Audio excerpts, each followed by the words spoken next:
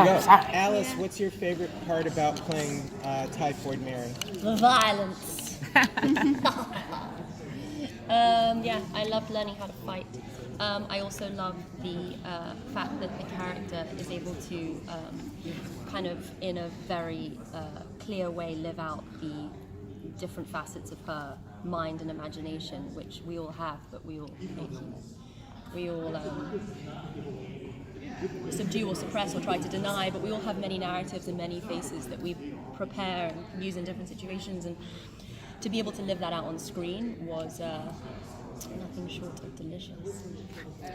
And Simone, have Misty and Danny gone out for coffee yet? Nope. Danny loves to drink tea with Colleen, and that's where we're going to leave that right there. Yes. That might be the best answer ever. Like, how do I ask something now? Okay, how will you develop your relationship with Colleen in the Daughter of the Dragons? How do you see that? You know, Misty and Colleen, when we first see them in the Defenders, they're two ships passing in the precinct. And then we see in Luke season 2, some time has passed, and these two women, they call on each other, but they're not quite friends. You get the feeling that they're two people who've gone through something traumatic together, and it brings a sense of closeness with them, but they're still learning who each other is, and we get to explore that in season 2 of Iron Fist. We get to see how these women are dealing with each not really knowing where they are in the world, how they can serve their community. Are they going to, you know, run towards the violence, or are they going to step back and handle it in a different way? And so where Colleen came onto Luke to help Misty to pick herself up off the ground, Misty is there to kind of help Colleen to figure out who she is when she's put her katana down. And so you get to see a real friendship blossom. Jeph, where is this going to lie now in the universe? I'm sure you've probably been asked this 10 million times. You mean specifically in before reference or to after the snap? The short answer is before. Unless we otherwise say all of the shows are going to be before the snap, because the plain truth of the matter is that we don't know where the shows are going to land, and so we don't want to ever say anything that contradicts what's going to happen in Avengers 4, which everyone knows is coming out next summer. And so, you know, and that's fine. I mean, at the end of the day, we'll be able to follow what we're doing and do it along the way. And that it's purely comes from the place of production. Like, I can never get ahead of the movies, and the movies are going to do large apocalyptic kinds of things, and you know, we just have to navigate those waters.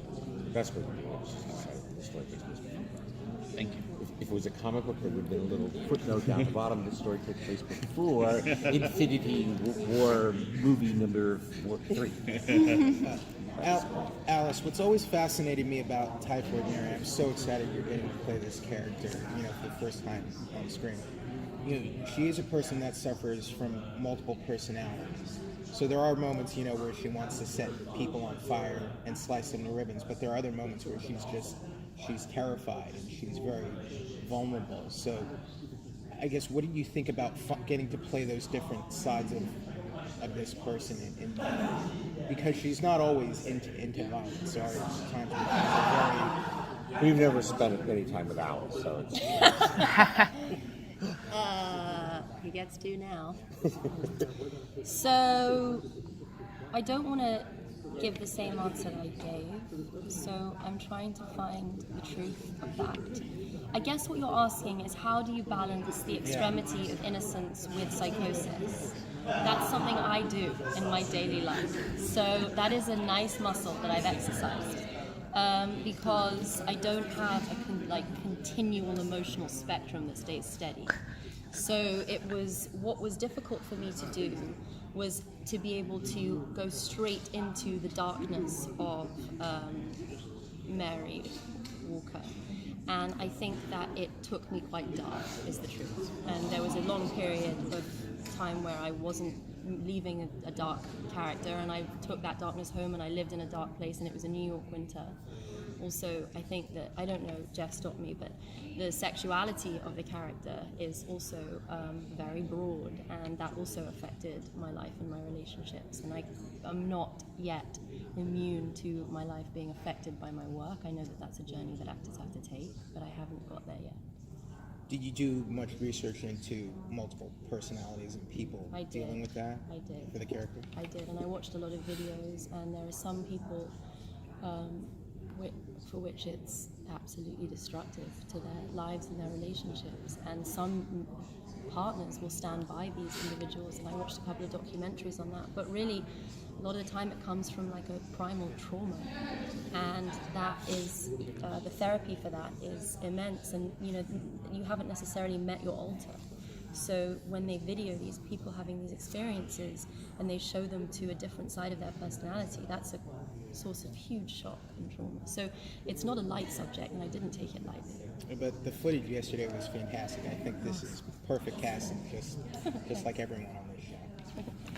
I have a question for Simone. How does it feel to play the character that you play, especially when you come from two male-led shows, and then to have people look up to you? Like, I started watching Luke Cage because of you, and Misty is in first season, and then To watch it? yeah. I wouldn't. Is there?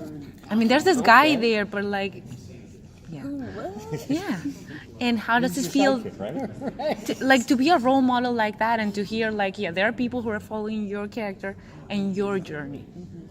I think that both showrunners, Cheo and Raven, surround themselves with women in the writer's room that help to make sure that the experience that Misty has is real and grounded and full, but they also allow for me to share my own perspective and thoughts on this character that I've had the ability to live with for 4 different iterations on 3 different shows. But it's an incredible honor to see fans and to hear their reactions, and to read articles written by people who genuinely love the character, and to feel like she represents a part of womanhood that is often marginalized in television and in film. So to be able to play a woman who is strong, who can kick ass, who is badass, but then who's also vulnerable and has suffered loss and physical trauma and has had to pull herself out from that. It's just the gift of this character, and I'm thankful to be a part of a world in the Marvel family to be able to play this character in the way that I have. I mean, I'm sure anyone could have said, all right, put her in a sexy costume and put an arm on her and then just let her go out and fight people. Yeah. And they didn't do that. They started from the origin of Misty. She's a cop, and they explored that relationship to Scarf, and then that went through its time on season 1, so that now that we're in Iron Fist season 2, it's a whole new part of her personality that we get to see, and I hope that the fans really enjoy it. And excuse me, just a follow-up. And fans are really excited for the idea of Daughters of the Dragon, and I think it has to do with the fact that we don't see enough female friendships on TV, and then women just want to see 2 women who uplift each other, who are there for each other, and like, are we, like, what can you tease about the relationship? I know the friendship is going to grow, but like, are we going to go forward with it? Or maybe the question should be going this way.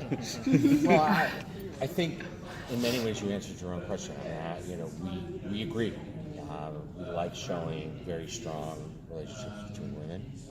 We like showing very strong relationships with humans. I'm sorry that we have to qualify it as by women, but I do understand that there aren't enough female role models that are out there, and being able to show how women interact as friends and that are both professionals and at the same time are involved in a really messy world, and so it's exciting to us.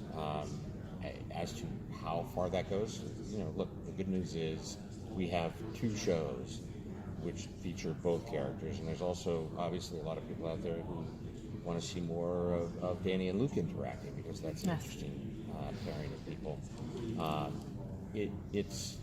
These are all things that we take into consideration as we enter each season. And I think when people would watch this on September 7th, exclusively on Netflix, that they'll see a pairing that they'll hopefully even want to see more of. You know what I think is great that we got a chance to see yesterday is the three women who are in the cast. You've got Mary, you've got Misty, and you've got Colleen fighting. Yeah. And then you've got this wonderful scene between Misty and Colleen fighting three other women. I think that that's something that it's the first time that you get a chance to really see that in any of the Marvel shows that we've had. And I think that that's such a strong image that all women don't get along. And Yeah. all, you know, what happens when you put three strong women in a room, four if you add Joy Meacham, four strong women all in their own right. What happens when they're all going towards a goal that is in direct conflict with each other? And so I think it's exciting to see how Mary's character interacts with Colleen, especially this season, and then how Misty kind of watches that and sees what happened. I think the fans are going to enjoy it. Simone, career-wise, Misty seemed to be going in a pretty ascending direction at the end of Luke Cage season 2. So when we see her, is she like superintendent? Is she chief of police? I think that's a. What do you think? Check it out on September 7th and answer the questions as to where she's going next. Yeah, that's That journey a is an good important, question. It's an important journey. That's an important journey to sit and watch. Well, I've really enjoyed the journey Thank so you. far, and you've done a good job. Thank you. guys have done Awesome. Okay, will you see Defenders 2 or Heroes for Hire or something? Again, all of those things are out there in the future. You know, what we tend to do is sort of focus on where we are, and right now our focus is on getting through Iron Fist 2, and you know, again, judging from the reaction of the panel yesterday, we're on the right track. So That's we're right. looking forward to it. Jeff, do you have an episode count for us for season 2? Again, you'll see. We tell the story that needs to be told. Okay. And 13 episodes or 10? We tell the story that needs to be told. Thank you, everyone. Thank you. Thank you. Thanks, guys. Thank you. Thank you so Enjoy much. Comic-Con. Take care. Thank you.